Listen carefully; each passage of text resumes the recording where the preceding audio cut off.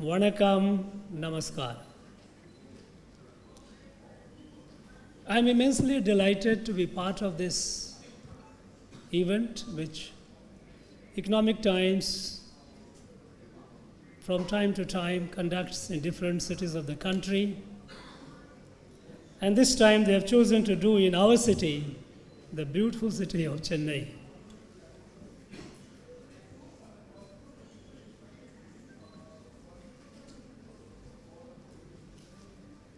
Education is the most potent instrument of transformation. We all know that.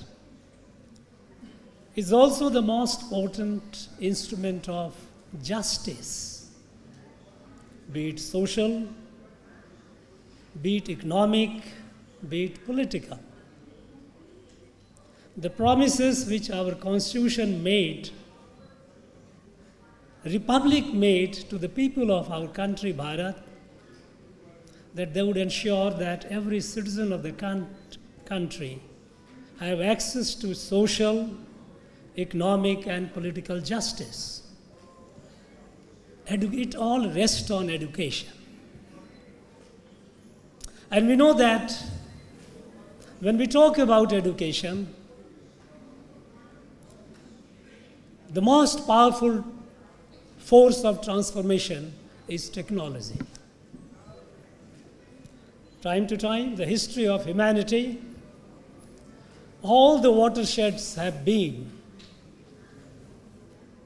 with the advent of new technology. Right from earlier days of agriculture, through industrial revolutions, to IT revolutions, to all. And today, the whole world is getting transformed in unimaginable ways with new and new technologies, frontiers of technology. This conference would deliberate, I suppose, on artificial intelligence. How it is transforming, how it can transform, how do we avail of it. We know that the opening speaker mentioned about artificial intelligence as electricity. It is a general purpose technology. Like production of electricity, it has countless applications. Similarly, artificial intelligence is a general purpose technology which has countless applications. Name a field, it is there. The speed and scale at which it can transform is incredible, never imagined before. Along with that, and often on the back of AI, there are other frontier technologies which are reshaping the world. And we cannot be oblivious of those technologies as well. Quantum computing, synthetic biology, through which, by synthesizing and creating creatures,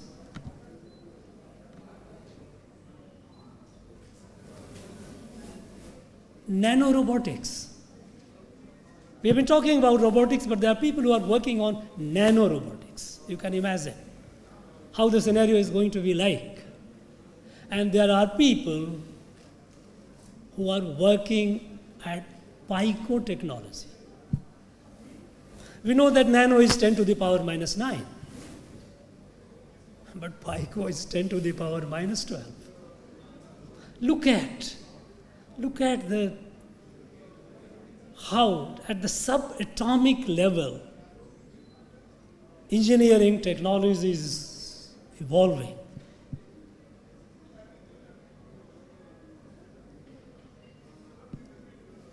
With 6G not far apart, far away.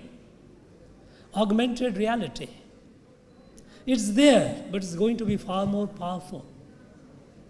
AR, VR. They are going to be far more powerful and far more transformative.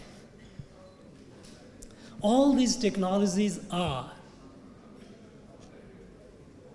not only transforming the world, but they will also determine the balance of power and prosperity. A nation's strength, its prosperity will directly depend on where you are in all these technologies. And here, our country, which we missed many opportunities in the past, we cannot afford to miss anymore. And even when we are talking about artificial intelligence,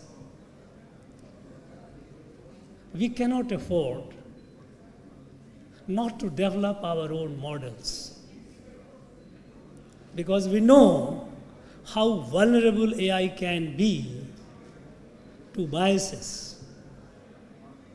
It has to be. We have to develop our own large language models. And we are very happy that today in our country, the power of the youth, the number of startups in artificial intelligence is multiplying, exponentially increasing.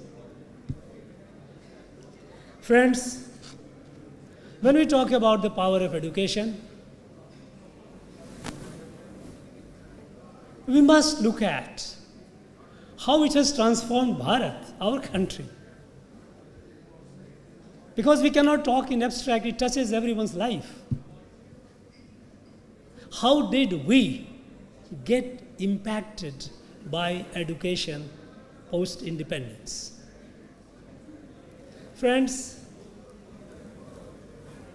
if we look at the educational landscape of Bharat, 2020 is the watershed year. Post-independence, the education in our country was a continuation of the colonial education system.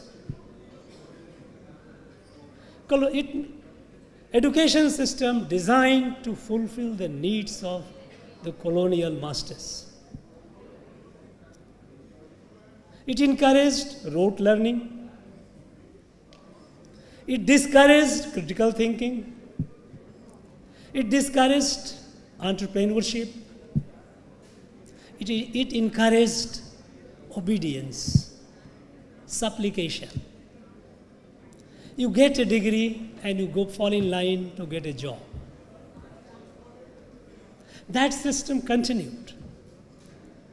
And technically, we had two education policies, one in the 60s, another in the 80s. But they were essentially continuation of the same policy with minor tinkering here and there. It continued to be a system which produced large number of degree holders, certificate holders, piling the database of employment exchanges and filling the streets. It was in 2020. And as a result, what happened with all these? Impact of it. In 1947, Bharat was the sixth largest economy in the world. At the time of colonization, at the beginning of colonization, we were the topmost economy in the world. Through all the exploitations, we dipped, but still we were sixth. But by 2014, we dropped to 11th. We became poorer and poorer. In the domain of knowledge, intellectual property, since there was the education system did not encourage critical thinking, innovation, entrepreneurial spirit, in the world intellectual landscape, in intellectual property, we were nowhere. Until 2015-16, 17, in WIPO, World Intellectual Property Organization's report, if you look at, Bharat does not figure anywhere. So we became economically poor. We became intellectually deficient, poor, and it had an impact on even our national security. Because even for national security, we were so overwhelmingly dependent on supplies from the foreign sources that we were not able to take care of our security of our nation, our people. So this old education model had taken a very heavy toll on our nation. But after perhaps the most comprehensive deliberation involving all stakeholders from every domain, not only academia, not only industry, society, non-government organizations, all walks of life. Lakhs and lakhs of people contributed to the coming up, the framing of the national education policy, which fundamentally changed the total grammar of education in our country. Instead of rote learning, it is a skill-based. Knowledge which you can use. It's not used as bookish knowledge. We are in Chennai, and how can I ignore the great Tiruvalluvar, his teaching on knowledge.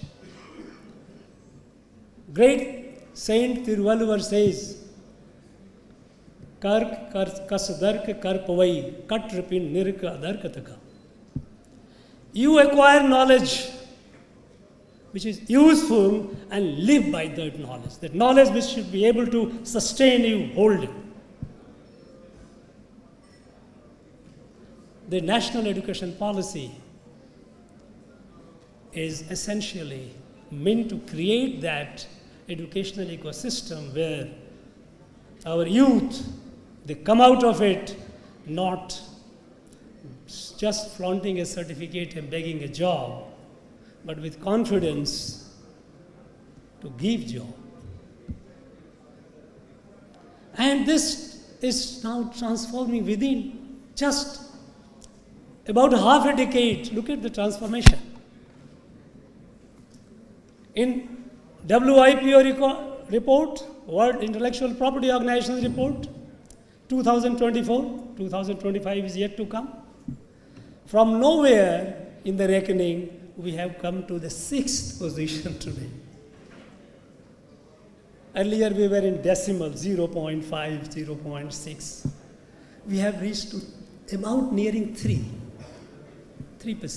of the total intellectual property created in the world. Our share is nearing, if you think of it, 3% is far below.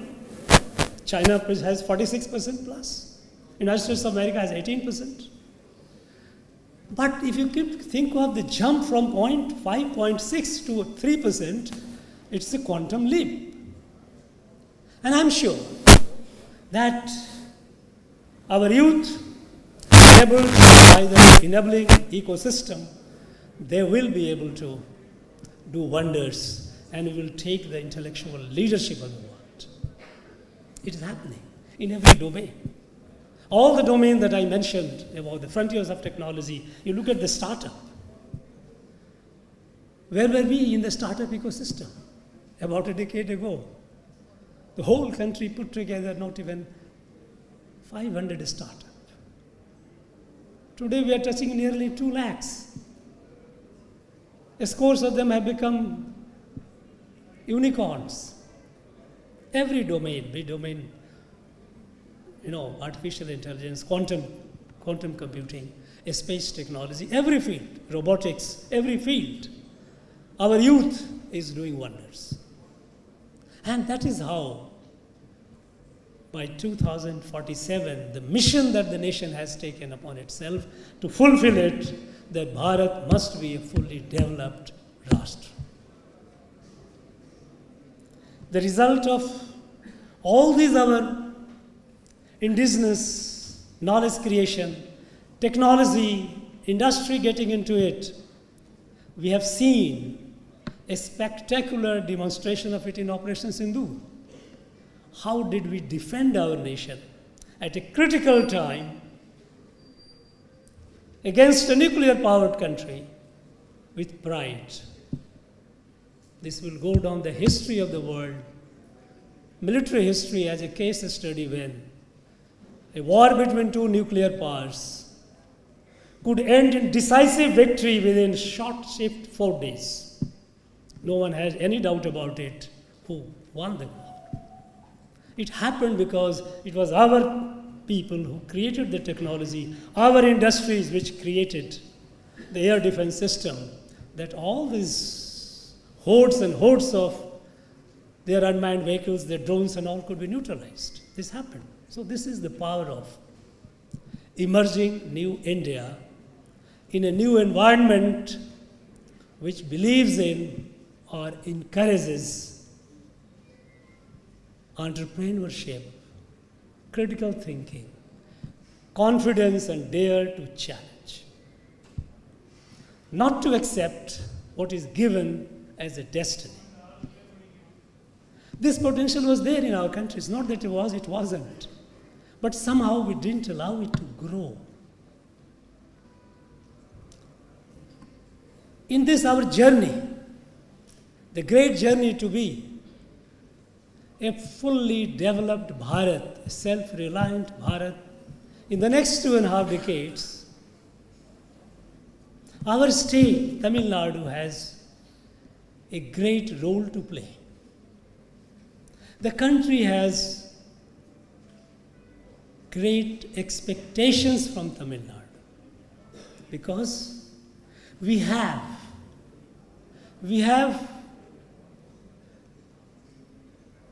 the potential, we have all the ingredients that are essential to be a powerful engine of development and growth.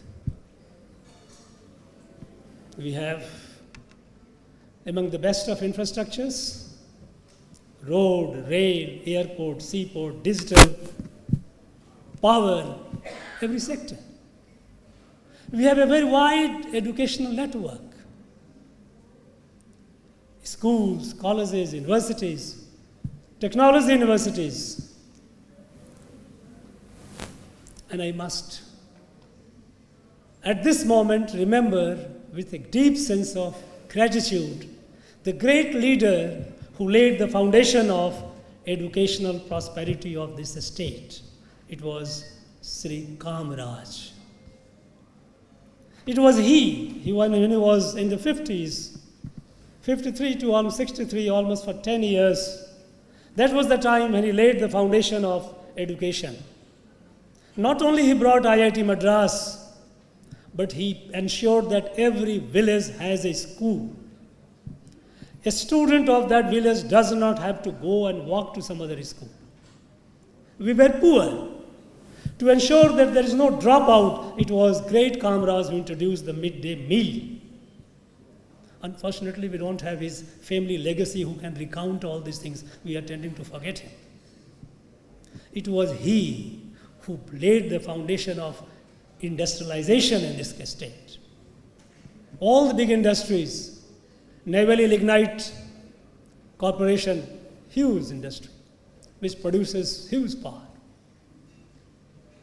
Avadi Armored Vehicles Unit, which produces heavy, military vehicles. You have our refineries, numerous industries, big industries. This great man had a vision. He was not formally educated because he left the school in protest after Jallianwala Bagh.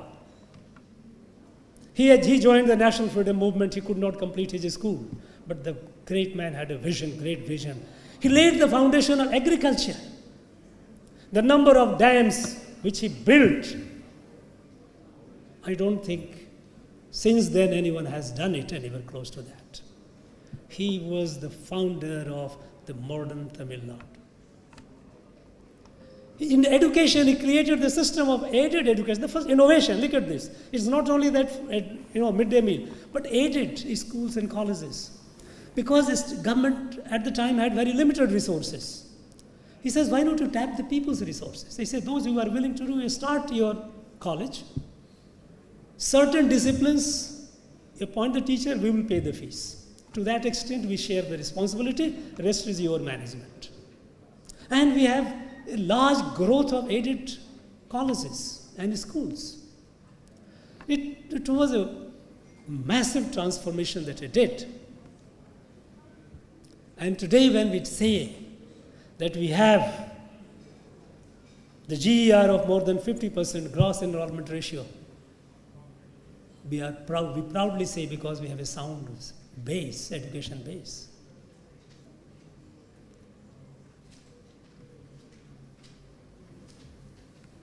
Friends, in all these, there is something that worries us and which we don't talk about. At least I have not heard people in the policy framework or even industry or even in academia. Academia does. But industry and policy, they don't. Society, they talk. And that's a great worry because if it is not corrected, it will, in next 10 to 15 years, it will take a heavy toll on our, not only education, it is already taking a toll, but our economy.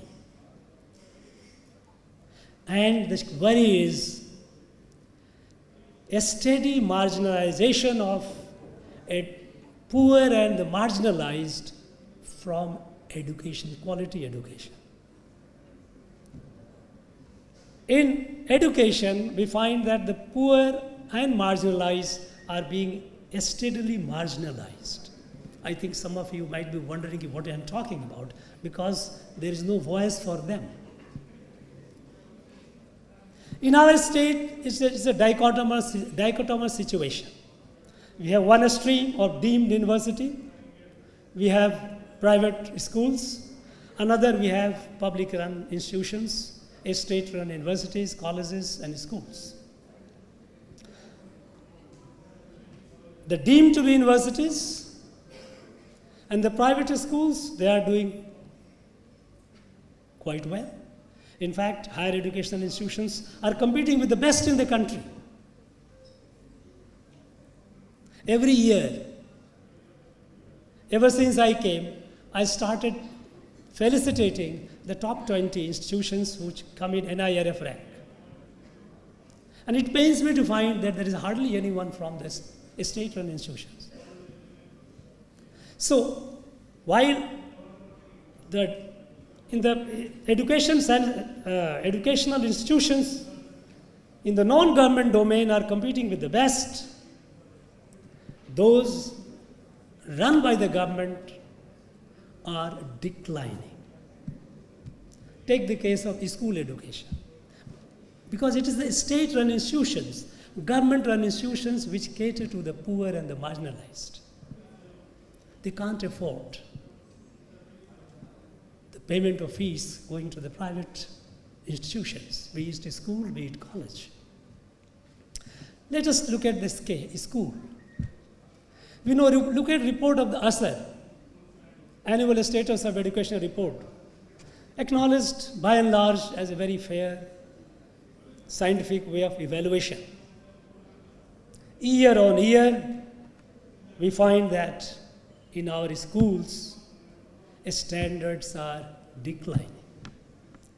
And the 2024 ASER report says that even fundamental literacy, foundational literacy, and foundational numeracy in our schools are very poor, way below students in UP, Bihar, MP.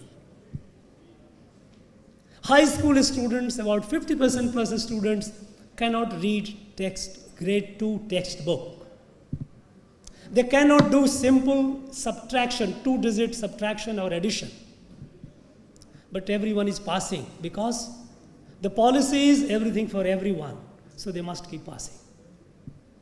And when you pass from a government institution and you go to the college, you get incentive, 1,000 rupees per month, so there is a gross enrollment ratio also increases. But there is a fallacy. Because these people, those who are not getting the right kind of education, they are lacking in the fundamentals, the basics. What is their future?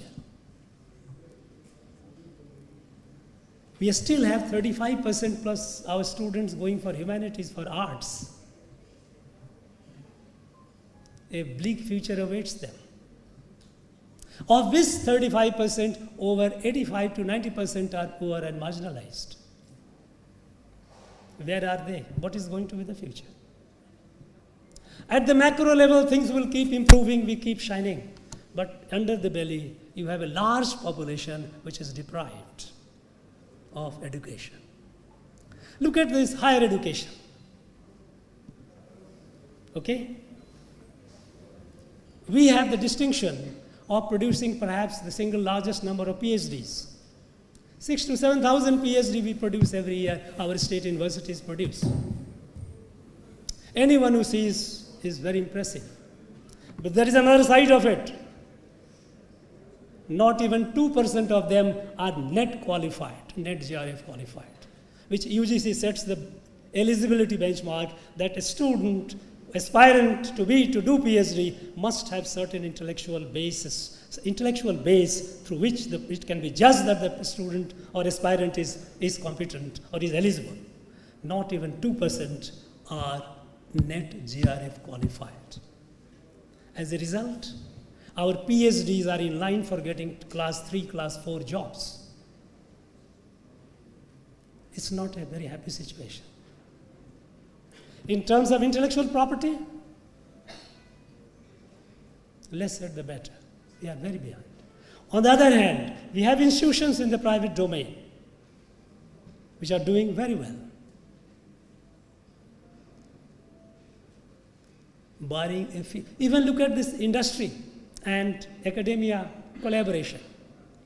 While industry is very happy to collaborate with deemed to be universities, I'm not talking about IIT Madras, which holds the flag, but there are deemed to be universities with whom they are very happy to collaborate, but they keep a distance from our state universities. If you leave MIT, Madras Institute of Technology, which is doing phenomenally well, no doubt about it, but the rest, they keep a distance. I ask the industry, why are you not? They say, look, we can't afford to waste our resources. If they are willing to come for one full semester and willing to soil their hand with us, we'll be happy. We may even give them some stipend, honorarium. But not as a visitor, you come to my industry, waste my resources to take you around. We don't want that. Now, this has to change. When I came in 2021, and as a chancellor of the universities, I did the evaluation. And I saw this trend. It was worrisome. And I was surprised, and in fact shocked, that all our state universities were working in silos. No one was talking to each other, even within the state. Let us see. Here, in Chennai, we have IIT Madras, which last year, 2024, they had set the target. Initially in 2023, we were working what is, fixed the target of 1 patent a day. And you know what they achieved? They got 400 patents in 2024. More than 1 patent a day. Industry collaboration is phenomenal. Every industry likes to cooperate. Across the road, 25-meter road. We have Anna University. They will not talk to IIT Madras. They were not talking among themselves. So I thought, okay, let's bring them together. Let's interact with them. We have central universities, we have central institutions, we have deemed universities doing phenomenally well. So we say, let us have a 2-day conclaves of the vice chancellors of all, a state university, deemed universities, and central universities. 2 days away from Chennai, Ooty, so that you only see each other, interact with each other, you are not distracted. Call people from industries, top people, all over the country. From academia, renowned, principal scientific advisor to the Prime Minister, UGC chairman, they all came. And we tried to improve. And our ranking started improving. Unfortunately, we couldn't keep the pace. Somehow, this year, when the conference, as I said, we do it annually. This year, when the vice chancellors of the state, all these vice chancellors from all the deemed university, state university, and central university were to meet, state university vice chancellors were threatened by the government, by the minister. If you participate, you will have a consequence. And vice chancellor, defying that, they reached. But they had a midnight knock by the police. We have an FIR against you. If you participate in the next morning conference, you will not be able to go home and meet your family. So they called me, say, sir, I told them, no, don't go to jail, you should go to your family. But who is the loser? In this, if our state university, which is catering to the poor and marginalized, state-run schools which are catering to the poor and marginalized, if their quality is deteriorating, who is the sufferer? And in a knowledge-driven world and economy, they will not be able to even be a digital coolie, because for that also you need certain degree of awareness. This is something that we need to worry. And for a Viksit Bharat, for a fully developed Bharat, and fully developed Tamil Nadu, it is imperative, we have no option, but to take care that every youth has the opportunity and access to quality education. It must change. That and that alone will ensure a Viksit Tamil Nadu, a developed Tamil Nadu, and a developed, fully developed Bharat. I'm sure your day-long deliberation will come up with some new ideas. The churning will bring up some useful tips and tools for our participants, which we will be able to disseminate among others, which will help raise the quality of our education. Thank you very much. Jai Bharat.